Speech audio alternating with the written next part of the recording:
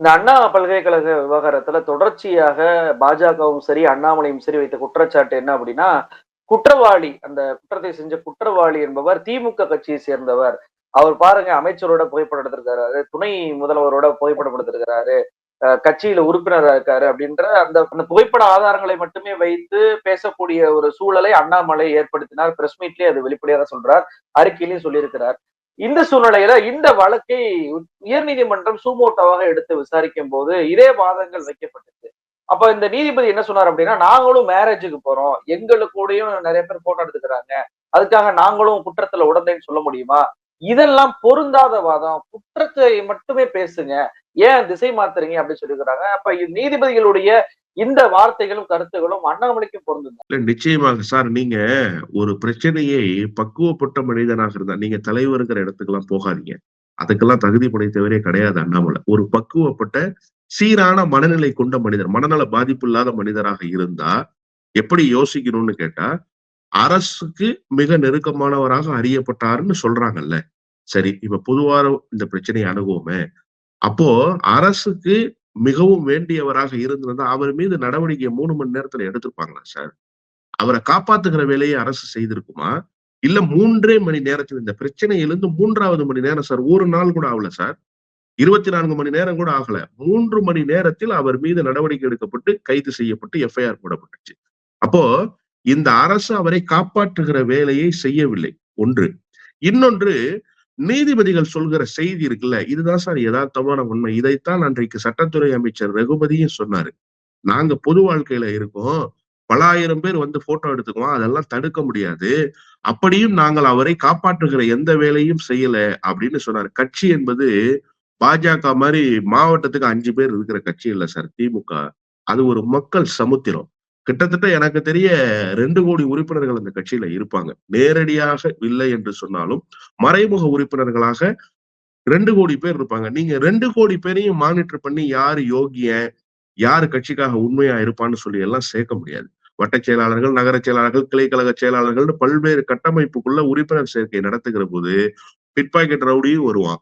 Chain அறுத்துட்டு போறவனும் வருவான். ஆனா, அவர்களுக்கு கட்சி துணை நிற்குதா? அதுதான் நீங்க பார்க்க வேண்டியிருக்கு. கடந்த காலத்துல பாஜகவினுடைய மாவட்ட துணை அமைப்பு. மாவட்ட அமைப்பு கூட இல்ல. மாவட்ட செயலாளர், மாவட்ட தலைவர் அந்த அமைப்பு இல்ல.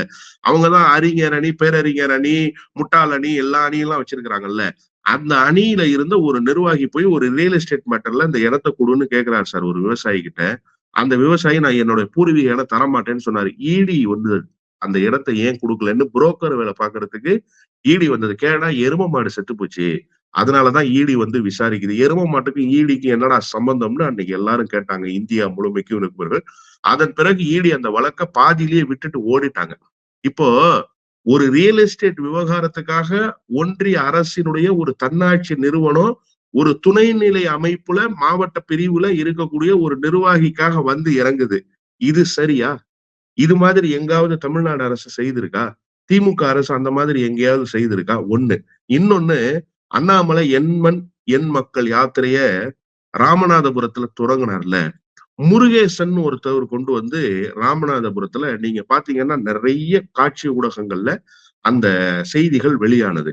என்ன அப்படின்னு கேட்டீங்கன்னா, முருகேசன் என்பவர் அந்த பயணத்துல அவரோடு வர்றார். அவர் அப்பதான் வந்து பாஜகவுல சேர்றாரு.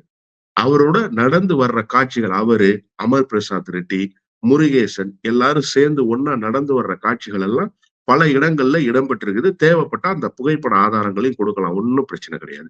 அவர் யாருன்னு கேட்டா, 6 குற்ற வழக்குகள்ல குற்ற தண்டனை அவர் மீது நிரூபிக்கப்படுவதற்கான எல்லா சாத்தியக்கூறுகளும் இருக்குதுன்னு சொல்லப்படுகிற வழக்கு ட்ரையல்ல இருக்கிற ஒரு குற்றவாளி. இப்ப அந்த 6 குற்றங்களுக்கும் அண்ணாமலை தான் காரணம்னு நம்ம சொல்ல முடியுமா? நீங்க ஏன் 6 குற்ற வழக்குகள் உள்ள நீங்க தான் ஐபிஎஸ் ஆச்சே.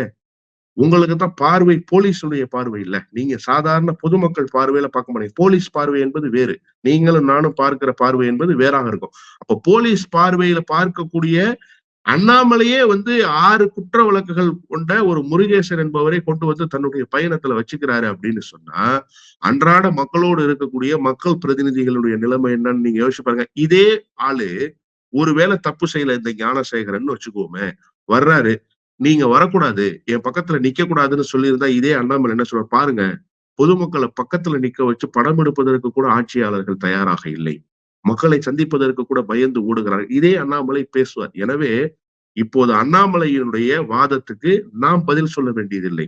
சட்டத்தின்படி நீதிபதிகளே பதில் செய்யும். நாங்க போனாலே பக்கத்துல நின்று 1000 பேர் போட்டோ எடுத்துக்கிறாயா, அதுக்கெல்லாம் நாங்க என்ன செய்ய முடியும்னு யதார்த்தத்தை பேசியதன் மூலமாக அண்ணாமலைக்கு நீதிபதிகளே குட்டு வைத்திருக்கிறார்கள் என்றுதான் பார்க்க வேண்டியிருக்கு. அண்ணாமலை இந்த சாட்டையடி போராட்டத்தை அறிவிச்ச உடனே பாத்தீங்கன்னா பிஜேபியினர் அதற்கு கொடுக்கக்கூடிய விளக்கம் என்பது தமிழ் பாரம்பரியத்துல இப்படிலாம் இருக்கு, மன்னர்களே இப்படி பண்ணிருக்கிறாங்க, தன்னைத்தானே வருத்தி கொண்டு ஒரு மாணவிக்காக ஒரு போராட்டத்தை அறிவிக்கிறாரு அப்படின்னு சொல்லி அதற்கு பெரிய பில்டப் எல்லாம் செஞ்சுக்கிட்டு இருக்கும்போது கூல் சுரேஷ் அப்படின்ற ஒரு நடிகர், அவர் எப்படிப்பட்டவர் அப்படின்றது எல்லாருக்குமே தெரியும். அவர் இதே போன்ற ஒரு சாட்டையடி போராட்டத்தை நடத்துறாரு, மாக்கிங் பண்றாரு.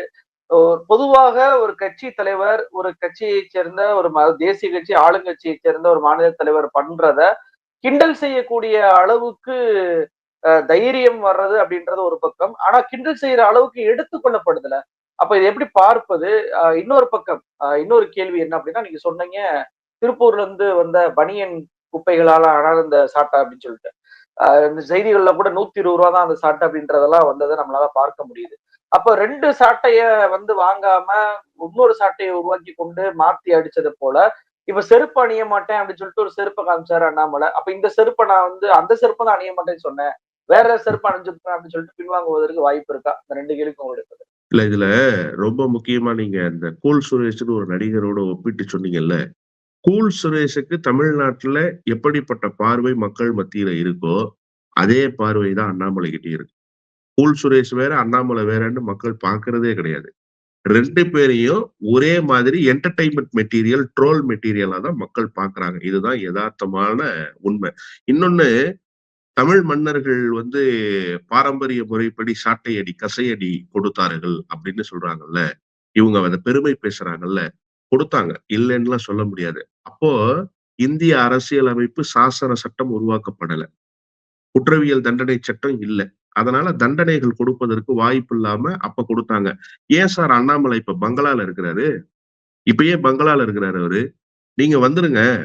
அந்த சங்க காலத்துல மன்னர்கள் எப்படியெல்லாம் குடிசைகள்ல அமைச்சு மக்கள வாழ வச்சாங்களோ, அது மாரி எளிய மக்களுடைய வாழ்வ நடத்துங்க. அன்னைக்கு மக்கள் எல்லாமே மாட்டு வண்டி பூட்டி தான் போவாங்க. பாரம்பரிய முறைப்படி நீங்க சென்னை கமலாலயத்துக்கு மாட்டு வண்டி பூட்டி வாங்க. ஏன் நீங்க கார்ல வர்றீங்க? ஏன் டெல்லிக்கு ஃபிளைட்ல நீங்க போறீங்க? கப்பல்ல தான் போனாங்க டெல்லிக்கு அப்போ. நீங்க விரைவு பயணம் மேற்கொள்ளணும்னா ஒண்ணு பஸ் இல்லைன்னா கப்பல் வழி பயணம் தான். அந்த மாதிரி கப்பல்ல போங்க டெல்லிக்கு. நீங்க ஏன் ஃபிளைட்ல போறீங்க? எல்லாமே சங்ககால முறைப்படி நீங்க மாறிடுங்க. அப்புறம் இந்த கையில வாட்ச் கட்டிருக்கீங்கல்ல, அதெல்லாம் எந்த மன்னரும் கட்டல. இந்த நண்பர்கள் வாங்கி கொடுத்த வாட்சை கட்டிக்கிறீங்கல்ல, அந்த வாட்ச் எல்லாம் எந்த மன்னர்களும் கட்டல. நீங்க தமிழ் முறைப்படி மாறுங்களேன். இதெல்லாம் ஒரு பிதற்றல் பேர்வழிகள் பேசக்கூடிய பேச்சு. நாங்க தமிழ் முறைப்படி, தமிழ் பாரம்பரிய முறைப்படி நாங்க செய்யறோம். இதெல்லாம் போராட்டங்கள். சார், தமிழ்நாடு முற்போக்கு மாநிலம். நல்லா நீங்க ஒரு விஷயத்த புரிஞ்சுக்கணும். தமிழ்நாட்டுக்கு ஒவ்வாத போராட்டங்கள்னு சில போராட்டங்கள் இருக்குல்ல, அப்படிப்பட்ட போராட்டங்கள் எல்லாம் மக்கள் இப்படித்தான் இடது கையால் ஒதுக்கி தள்ளுவார்கள். ஒரு தேசிய கட்சியினுடைய மாநில தலைவர் களத்தில் இறங்கி ஒரு போராட்டத்தை நடத்துகிறாருன்னு சொன்னா, குறைஞ்சபட்சம் அந்த பகுதியிலேயாவது ஒரு தாக்கத்தை ஏற்படுத்தணும். நீங்க மாநிலம் முழுமைக்கும் தாக்கத்தை ஏற்படுத்த வேண்டாம். நீங்க அந்த கொங்கு பகுதியில போராட்டத்தை நடத்துறீங்கன்னா, குறைந்தபட்சம் அந்த கொங்கு பகுதியில அது ஒரு தாக்கத்தை ஏற்படுத்தலாம். ஆனா ஒட்டுமொத்த இந்தியாவிலையும் சிரிப்பலைகளை ஏற்படுத்துகிற எஸ்.வி. சேகர் பிஜேபிக்காரரு. மோடிக்கு காவடி தூக்குகிறவர் தான். மோடி செல்லா காசு அறிவிப்பு வெளியிட்டோன்னா ரூபா நோட்ல சிப்பு இருக்குன்னு சொன்னவர் எஸ்.வி. சேகர். அவர் காமெடி நடிகர். இயல்பாகவே காமெடி நடிகர். அந்த காமெடி நடிகரே இவரை காமெடி நடிகர்னு சொல்ற அளவுக்கு மோசமான காமெடியனா மாறி இருக்கிறாரா இல்லையா அண்ணாமலை? என்ன சொன்னாரு? இப்படிப்பட்ட போராட்டங்கள் எல்லாம் மக்களுக்கு சிரிப்பை வரவழைக்கிற போராட்டம் தான் சொன்னாருன்னு சொன்னா, பிஜேபி காரங்களே கைத்தட்டி சிரிக்கிற அளவுக்கான நடவடிக்கையை அண்ணாமலை மேற்கொண்டிருக்கிறார் என்றுதான் நாம் புரிந்து கொள்ள வேண்டியிருக்கிறது. இந்த செருப்பு அணிய மாட்டேன், நான் திமுக ஆட்சி அகற்ற, இது மாதிரி நிறைய பேரை இந்திய அரசியல்லையும் தமிழ்நாட்டு அரசியல்லையும் பார்த்துட்டேன். மக்கள் நல கூட்டணி உருவானப்ப மதிமுக பொதுச் செயலாளர் வைகோ ஒரு பச்சை துண்டு கட்டிக்கிட்டு விஜயகாந்த முதலமைச்சர் ஆக்குற வரைக்கும் இந்த துண்டை அவுக்க மாட்டேன்னார். விஜயகாந்த முதலமைச்சர் ஆக்க முடிஞ்சுச்சா? ஆக்குனாரா? அவரே ஒரு முற்போக்கு தலைவர் தான், ஒரு திராவிட இயக்கத்தினுடைய தலைவர் தான். ஆனா அவரே அந்த மாதிரியான பேச்சுக்களை பேசுகிற போது மக்கள் கைத்தட்டி ரசிக்கல. மக்கள் அது ஒரு தலைவரினுடைய பிரகடனம்னு பார்க்கல, அதையும் ஏளனம் தான் செஞ்சாங்க. எனவே இதையெல்லாம் மக்கள் எப்படி பார்ப்பார்கள் என்பதை கடந்த காலத்துல பார்த்திருக்கோம். அதே மாதிரி பீகார் மாநிலத்துல துணை முதலமைச்சரா இருந்த சௌத்ரி என்ன சொன்னாரு?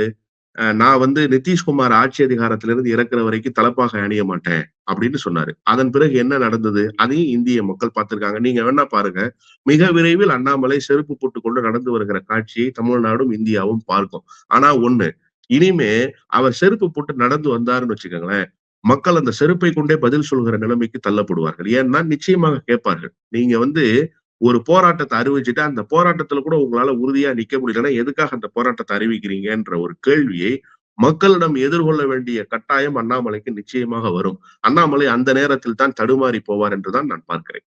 நிகழ்ச்சியில் கலந்து கொண்டு நிறைய தகவல்களை நம்ம நேர்ல பகிர்ந்துட்டீங்க. ரொம்ப நன்றி சார். நன்றி.